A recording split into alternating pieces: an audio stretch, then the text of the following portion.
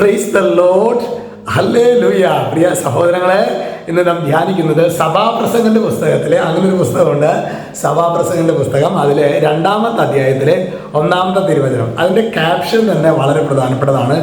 സുഖഭോഗങ്ങൾ മിഥ്യ. അതായത് ശരിക്കും അവിടെ ആർമാദിക്കുക എന്ന് പറയില്ലേ, അതാണ് പറയുന്നത്. സുഖഭോഗങ്ങൾ മിഥ്യ. എന്നിട്ട് വചനം പറയാണ്, ഞാൻ എന്നോട് തന്നെ പറഞ്ഞു, സുഖഭോഗങ്ങളിൽ ഞാൻ മുഴുകും, ഞാൻ അതിൻ്റെ ആസ്വാദ്യത പരീക്ഷിക്കും. എന്നിട്ട് പറയാണ്, എന്നാൽ ഇതും മിഥ്യ തന്നെ. അതായത് ശരിക്കും ആർമാദിക്കുക എന്നൊക്കെ പറഞ്ഞു പോയിട്ട് പ്രിയ സഹോദരങ്ങൾ, ഞാൻ ഈ പിള്ളേര് ചിലപ്പോൾ ഭയങ്കരമായ ഒരു സംഭവങ്ങൾ എന്നൊക്കെ പറഞ്ഞ് വരേണ്ട സാധനം അങ്ങനെ കുറേ കാര്യങ്ങൾ അവരിങ്ങനെ പറഞ്ഞാൽ സഞ്ചരിക്കുകയാണ്. എടാ ഇതെല്ലാം ഇപ്പം എല്ലാം കഴിഞ്ഞില്ല, ഇപ്പം എന്തിനാ അയ്യോ വെച്ച ഒരു ശൂന്യതയാണ്, ഒരു സുഖമില്ല അച്ഛാ. അതായത് ഒറ്റയ്ക്കായിരിക്കുന്ന സമയത്ത് ഭയങ്കരമായ അസ്വസ്ഥത, സ്വസ്ഥതയില്ലായ്മ.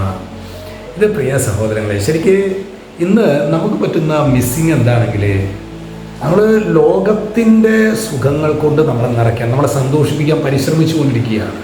എന്നാൽ എത്ര ലോകത്തിൻ്റെ സുഖം നിറച്ചാലും നമ്മുടെ ഹൃദയം അത് ദൈവത്തിനായി സൃഷ്ടിക്കപ്പെട്ടതായതുകൊണ്ട്, യേശുവിനായി സൃഷ്ടിക്കപ്പെട്ടതായതുകൊണ്ട്, യേശുവിൽ അഭയം പ്രാപിക്കാത്തിടത്തോളം കാലം ഒരു ശൂന്യത, ഒരു മിഥ്യാബോധം നമ്മെ വിടാതെ പിന്തുടരും. അതാണ് ശരിക്കും വചനം പറയുന്നത്. ഞാൻ എന്നോട് തന്നെ പറഞ്ഞു, സുഖഭോഗങ്ങളിൽ ഞാൻ മുഴുകും, ഞാൻ അതിൻ്റെ ആസ്വദം പരീക്ഷിക്കും, എന്നിട്ട് ഞാൻ ആർമാദിക്കും. എന്നിട്ട് അവസാനം എന്തായി?